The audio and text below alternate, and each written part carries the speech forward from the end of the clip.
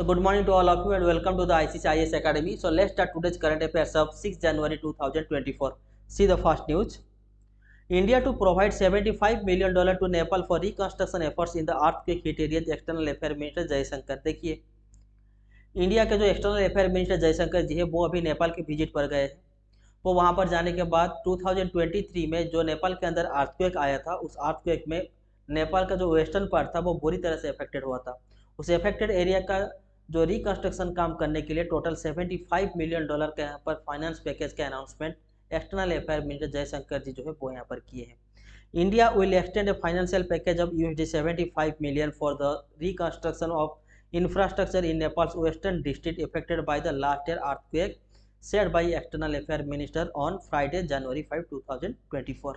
देखिए आपको यह याद रखना होगा कि जो अर्थक्वेक आया था उसमें नेपाल का जो वेस्टर्न पार्ट है वो यहाँ पर सबसे ज़्यादा इफेक्टेड हुआ था। Then the next point is Mr. Jayashankar's remarks came as he jointly inaugurated with his Nepalese counterpart NP South। अब देखिए नेपाल के जो एक्सटर्नल अफेयर मिनिस्टर है उनका नाम है आपका NP साउथ। NP साउथ और जयशंकर जी यहाँ पर दोनों ने मिलकर त्रिभुवन यूनिवर्सिटी का जो सेंट्रल लाइब्रेरी है उसको भी यहाँ पर इनोग्रेट किए हैं। Plus other reconstruction project undertaken in Kathmandu after the 2015 earthquake इन नेपाल। 2015 में भी नेपाल के अंदर यहाँ पर अर्थक्वेक आया था, तो उस अर्थक्वेक में जो भी एरिया यहाँ पर इफेक्टेड हुआ है उस एरिया का रिकंस्ट्रक्शन काम करने के लिए टोटल रिकंस्ट्रक्शन प्रोजेक्ट कौन सा प्रोजेक्ट यहाँ पर फिर से यहाँ पर रिकंस्ट्रक्शन किया जाएगा उसके बारे में भी इन दोनों के बीच में यहाँ पर डिस्कशन हुआ है। ठीक है। Then the next news is cabinet clears Prithvi programme for earth observation and satellites project with Mauritius. देखिए न्यूज क्या है, यूनियन कैबिनेट जो है वो कल यहाँ पर ऐसे दो प्रोग्राम को क्लियरेंस दिया है। पहला प्रोग्राम है आपका Prithvi programme and second thing is our satellite project with Mauritius.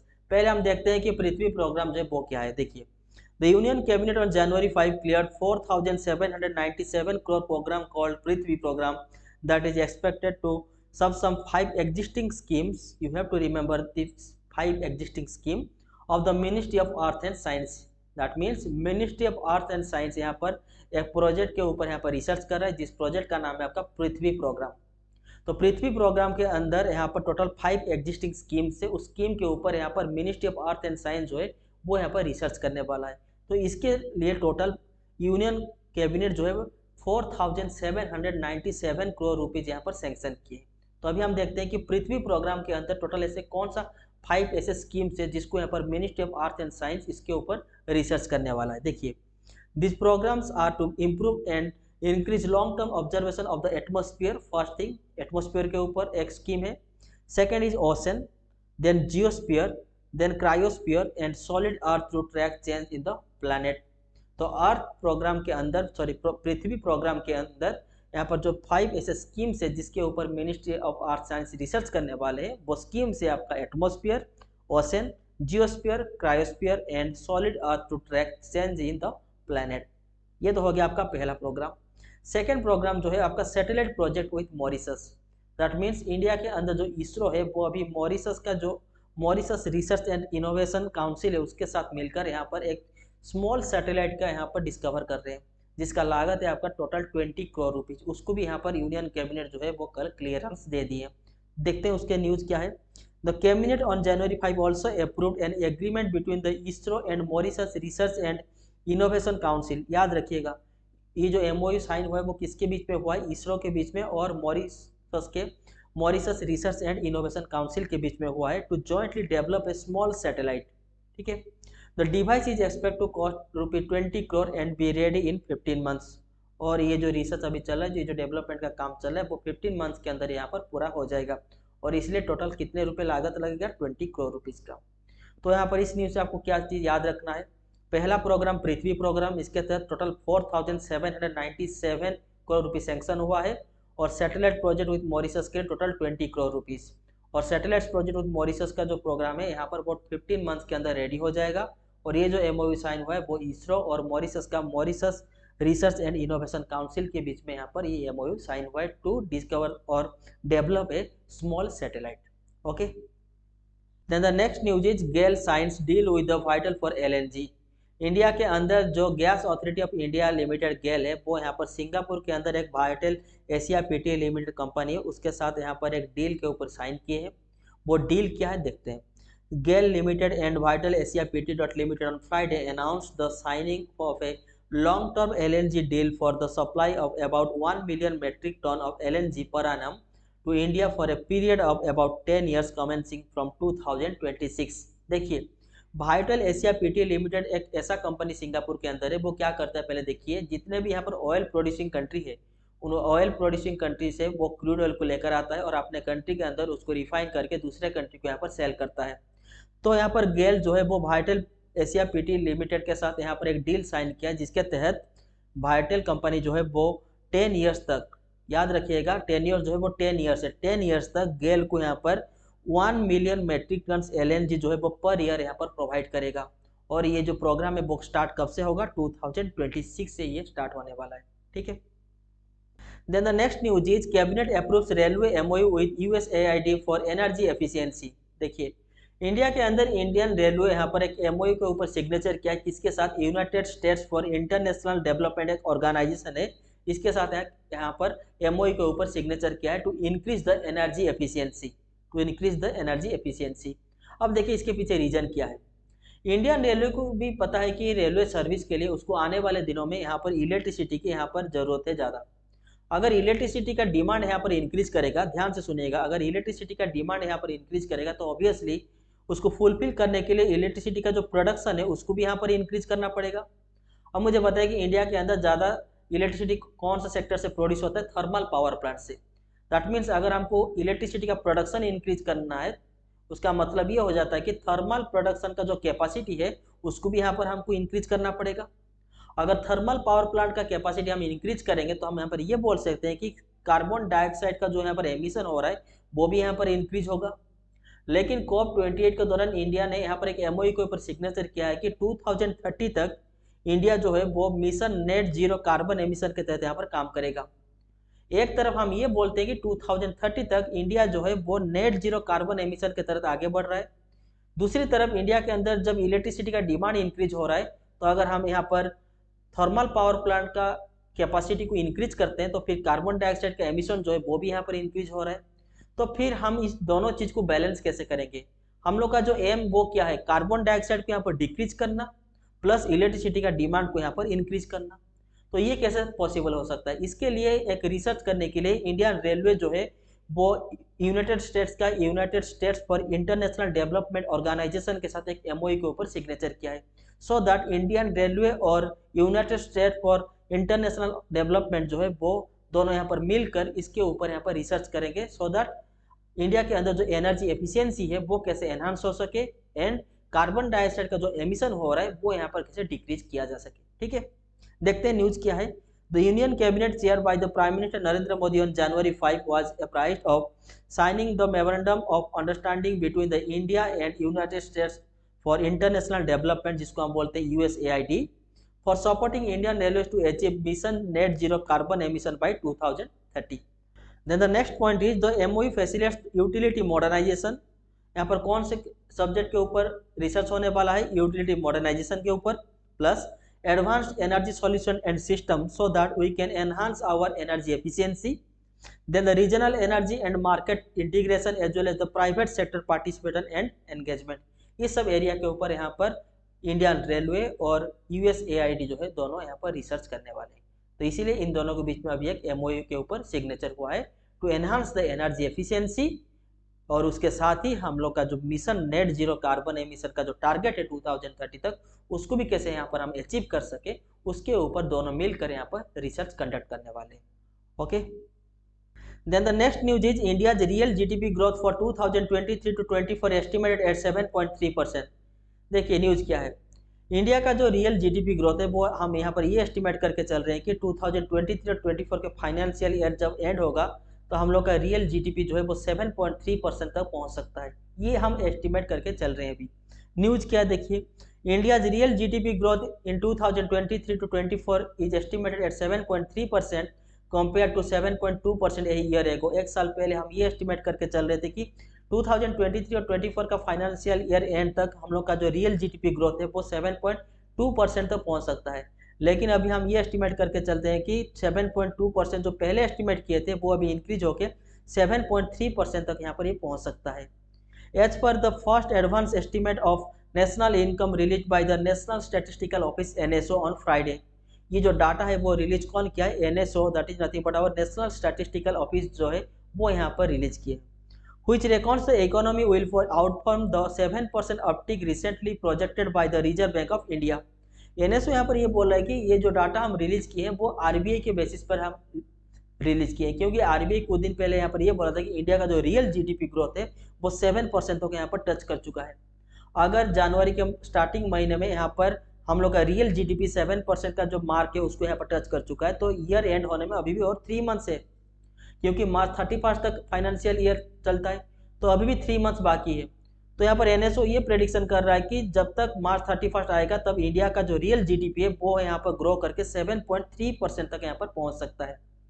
Then the next point is with GDP growth in the first half of this year clocking 7.7%, NSO जो है वो यहाँ पर ये भी रिपोर्ट रिलीज करके बोला है कि 2024 की अगर हम बात करें तो जनवरी से लेकर अगस्त तक यहाँ पर हम लोग का जो रियल जीडीपी है वो यहाँ पर कंटिन्यूअसली इंक्रीज करके जाएगा और ये 7.7% तक यहाँ पर पहुँच सकता है। और अगस्त के बाद सितंबर के महीने से ये जो रियल जीडीपी ग्रोथ 7.7% तक पहुँचा होगा वो धीरे धीरे उसके बाद डिक्रीज करने लगेगा। और यहाँ पर एनएसओ जो है वो इस रिपोर्ट में ये भी बोल रहा है कि ये जो 7.7% तक ये जो first half of this year जो रियल जीडीपी इंक्रीज कर रहा है, उसके पीछे जो रीजन है वो है आपका जनरल इलेक्शन, क्योंकि इस साल यहाँ पर इंडिया के अंदर जनरल इलेक्शन होने वाला है और जब भी इलेक्शन होता है उसके बाद यहाँ पर यूनियन बजट भी आता है। तो this is the main two things की यूनियन बजट आने वाला है और इलेक्शन होने वाला है, इसी के वजह से इंडिया के अंदर जो शेयर मार्केट है वो भी यहाँ पर इंक्रीज करने वाला है, शेयर मार्केट्स के value.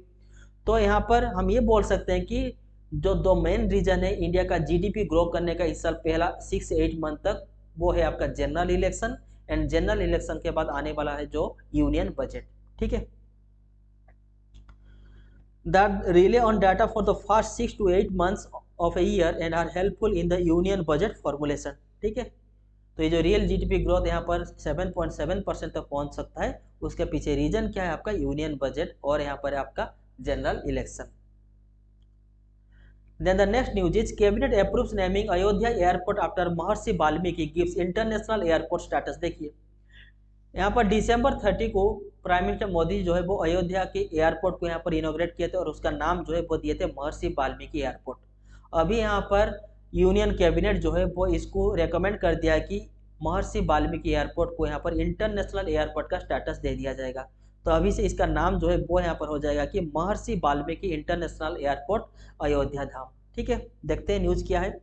The Union Cabinet on January 5 approved the proposal to name Ayodhya Airport as Maharshi Valmiki International Airport, Ayodhya Dham. First thing, besides at the cabinet meeting chaired by Prime Minister Narendra Modi, it was also decided to declare the airport as an international airport. ठीक है. Then the next news is Israel border violence displaces 76,000 in Lebanon, said by IOM। देखिए international organisation for migration जिसको हम बोलते हैं IOM, वो यहाँ पर एक रिपोर्ट रिलीज किया कि इजराइल और हमास के बीच में जो कंटिन्यूसली 3 मंथ से यहाँ पर युद्ध चल रहा है, जो वार चल रहा है, उसके वजह से लेबनान और इजराइल के बॉर्डर में जो टोटल 76,000 पीपल रहते थे वो यहाँ पर माइग्रेट करके दूसरे जगह यहाँ पर डिस्प्लेस कर गए। इसके पीछे रीजन क्या वो देखिए।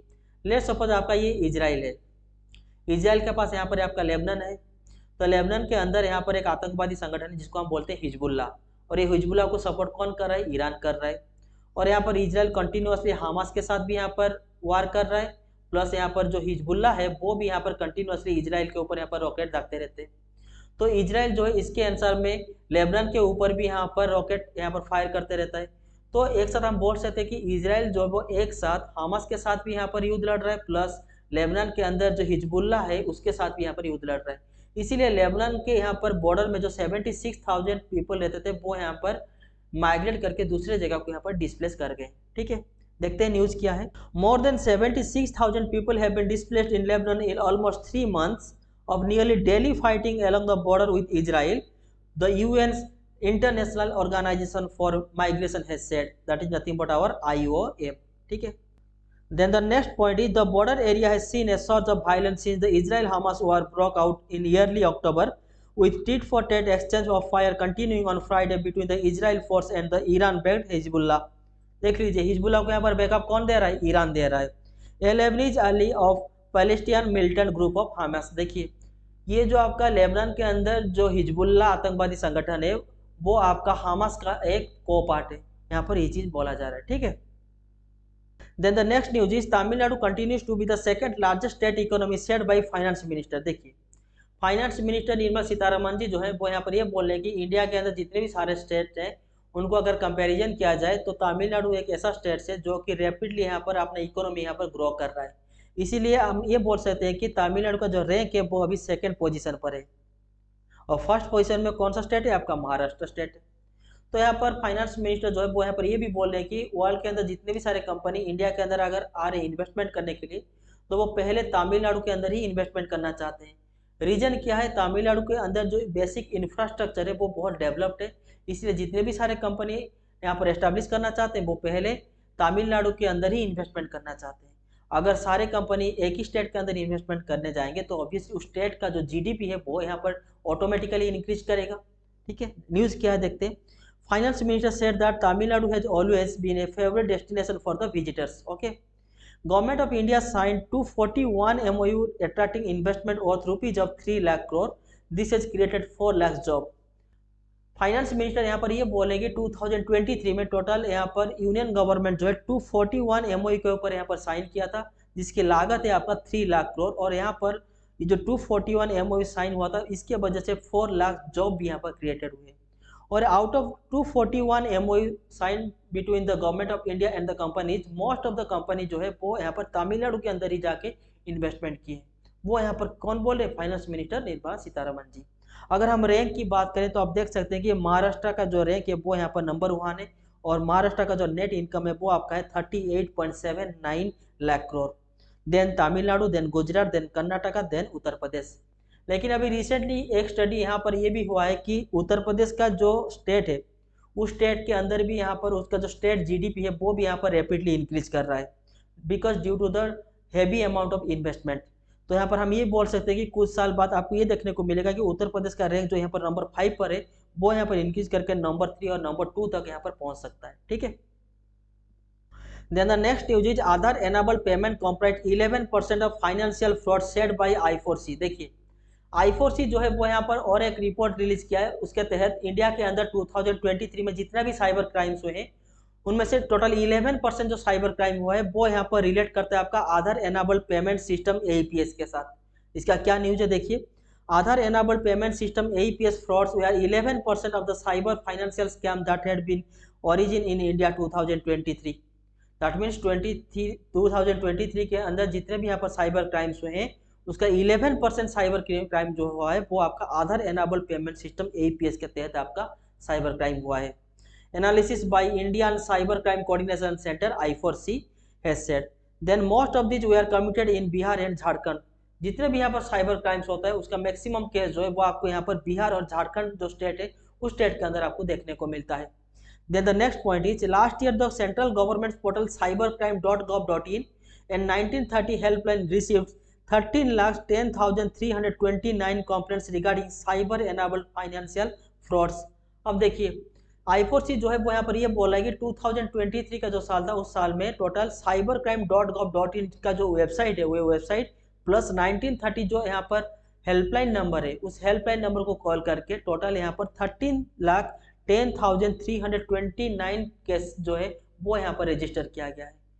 और ये जितने भी सारे केस है उनमें से मैक्सिमम केस जो है वो आपका लिंक करता है आधार एनाबल पेमेंट सिस्टम के साथ। दैट मीन्स जो साइबर क्रिमिनल्स है वो यहाँ पर आपके आधार कार्ड को हैक करके आपके बैंक अकाउंट के अंदर जो पैसा डिपॉजिट है उसको यहाँ पर हाईजैक करके ले जाते हैं, ठीक है।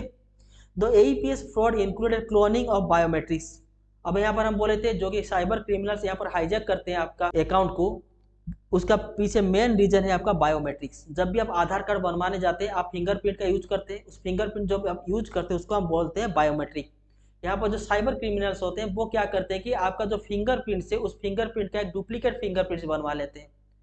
तो उस डुप्लीकेट फिंगरप्रिंट के साथ यहाँ पर वो लोग अपना आधार एनाबल पेमेंट सिस्टम के तहत अपने बैंक अकाउंट से वो पैसा को हाईजैक करके दूसरे अकाउंट को वो ट्रांसफर कर देते हैं, ठीक है। Then the next news is Uganda to host 19th NAM summit। देखिए NAM का जो फुल फॉर्म होता है वो होता है आपका नॉन अलाइंड मूवमेंट। और ये जो एनएम का समिट होता है वो होता है आपका वर्ल्ड के अंदर जितने भी सारे डेवलपिंग कंट्रीज है उन डेवलपिंग कंट्रीज के अंदर एक समिट होता है जिसको हम बोलते हैं एनएम समिट। और उस समिट के अंदर टोटल 120 कंट्रीज जो है वो यहाँ पर पार्टिसिपेट करते हैं। तो दिस ईयर यहाँ पर एनएम का जो समिट है वो यहाँ पर उगांडा के अंदर होने वाला है 15 से लेकर 20 जनवरी तक। ठीक है। India's External Affairs Minister Jaishankar will be visiting Uganda from January 15 to 20, 2024 to attend the 19th edition of Non-Alignment Movement NM Summit। तो इस बार जो NM का समिट हो रहा है वो आपका 19th number of NM summit हो रहा है कहाँ पर, उगांडा के अंदर, और जनवरी 15 से लेकर जनवरी 20 तक। To strengthening ties with African countries and other nations of the global south will be the key focus during this visit। Then अभी हम देखते हैं कि टोटल 120 कंट्री जो एनएम के अंदर आते हैं वो कौन से पार्ट से आते हैं।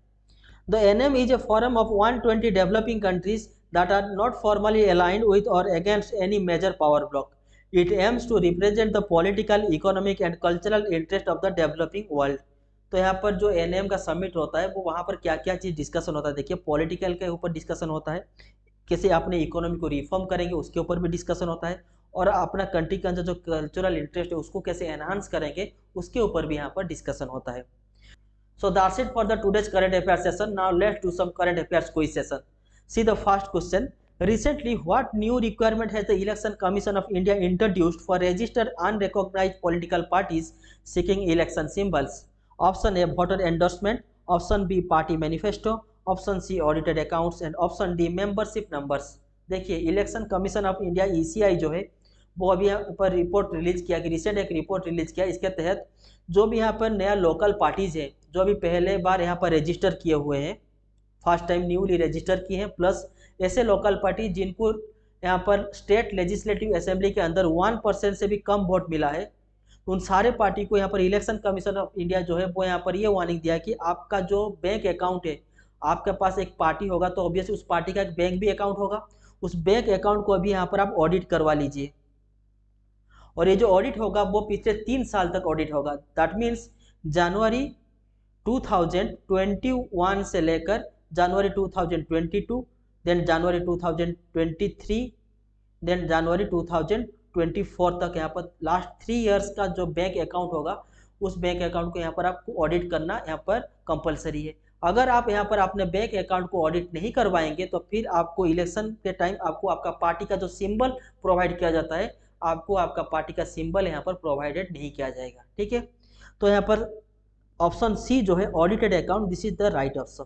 सो option C is the correct answer. Okay, then the next news is which motivational speaker and NGO founder was appointed as a brand ambassador for the government's Viksit Bharat Abhiyan initiative? Option A, Sonu Sood, option B, Amitabh Shah, option C, Ujjwal Patni, and option D, Sandeep Maheshwari. And the correct answer is option B, Amitabh Shah। याद रखिएगा, विकसित भारत अभियान initiative जो यहाँ पर प्रधानमंत्री यहाँ पर इनिशिएटिव किए हैं उसका जो ब्रांड एम्बेसडर है वो है आपका अमिताभ शाह। ठीक है, then the next question is which company recently secured a contract to survey India's first PRT metro corridor using drones? यहाँ पर जो आपका PRT मेट्रो कॉरिडोर है वो आपका आता है आपका उत्तराखंड के अंदर। ठीक है, तो यहाँ पर क्वेश्चन ये पूछ रहा है कि उत्तराखंड के अंदर जो आपका PRT मेट्रो कॉरिडोर आता है उसको यहाँ पर सर्वे करने के लिए ड्रोन के सहायता से कौन सा ऐसा कंपनी है जो यहाँ पर कॉन्ट्रैक्ट लिया है PRT मेट्रो कॉरिडोर को यहाँ पर ड्रोन के सहायता से यहाँ पर सर्वे करेगा। ऑप्शन ए, आइडिया फोक, option B, omnipresent, option C, IG drones, and option D, Skylark drones. And the correct answer is option C, IG drones. IG drone जो कंपनी है वो यहाँ पर कॉन्ट्रैक्ट लिया है PRT मेट्रो कॉरिडोर को यहाँ पर ड्रोन के सहायता से सर्वे करेगा। ठीक है, then the next question is what is the full form of FMR as mention in the news regarding India's border with Myanmar? देखिए, इंडिया और म्यांमार के बीच में एक बॉर्डर जिसको हम बोलते हैं FMR अभी रिसेंटली न्यूज में था। तो यहाँ पर ये बोला कि FMR का फुल फॉर्म जो है वो यहाँ पर क्या है। देखिए, न्यूज पहले क्या था वो पहले देख लीजिए। इंडिया और म्यांमार के बीच में यहाँ पर टोटल 16 किलोमीटर एक ऐसे एरिया है जिस एरिया में यहाँ पर अगर इंडिया है तो यहाँ पर म्यांमार है, तो इन दोनों कंट्री के बीच में जो बॉर्डर है उस बॉर्डर के इस पास यहाँ पर इंडिया के यहाँ पर ट्राइबल लोग रहते हैं और यहाँ पर आपका म्यांमार के अंदर भी कुछ ट्राइबल लोग रहते हैं। ठीक है, तो यहाँ पर इंडिया के अंदर जो ट्राइबल लोग रहते हैं और म्यांमार के अंदर जो ट्राइबल लोग रहते हैं उनको यहाँ पर टोटल 16 किलोमीटर ऐसे एरिया यहाँ पर उनको प्रोवाइड किया गया कि so that they can move freely. That means India का अंदर जो ट्राइबल लोग रहते हैं वो भी 16 किलोमीटर एरिया के अंदर घूम सकते हैं, और म्यांमार के अंदर जो यहाँ पर ट्राइबल लोग रहते हैं वो भी इस एरिया के अंदर यहाँ पर घूम सकते हैं। और इसके लिए इन दोनों जो ट्राइबल एरिया के जो लोग हैं उनको यहाँ पर वीज़ा की ज़रूरत नहीं पड़ेगा, वीज़ा नहीं चाहे इन लोग के लिए, ठीक है। तो इस जो एरिया है उस एरिया को हम बोलते हैं FMR। तो इस FMR का जो फुल फॉर्म है उसको हम बोलते हैं फ्री मूवमेंट रेजिमी। जो फ्री एरिया है उस फ्री एरिया को हम बोलते हैं free movement regime. So option D is the correct answer, ठीक है। Then the next question is, on the bank of which river the West Bengal government plans to develop a tea park? Option A Ganga, option B Hooghly, option C Anjana, and option D is Kalindi. And the correct answer is option B Hooghly. Recently West Bengal government जो है वो Hooghly river के पास यहाँ पर एक T park को यहाँ पर डेवलप करना चाह रहे थे, तो option B is the correct answer. Okay, so that's it for the today's current affair session and today's current affairs quiz session. अगर आपको ये वीडियो अच्छा लगा है तो then like the video and subscribe the channel and share it with your friends and press the bell icon so that whenever I am going to upload the next video you will get the sudden notification. तो मिलते हैं in the next morning, तब तक के लिए thank you.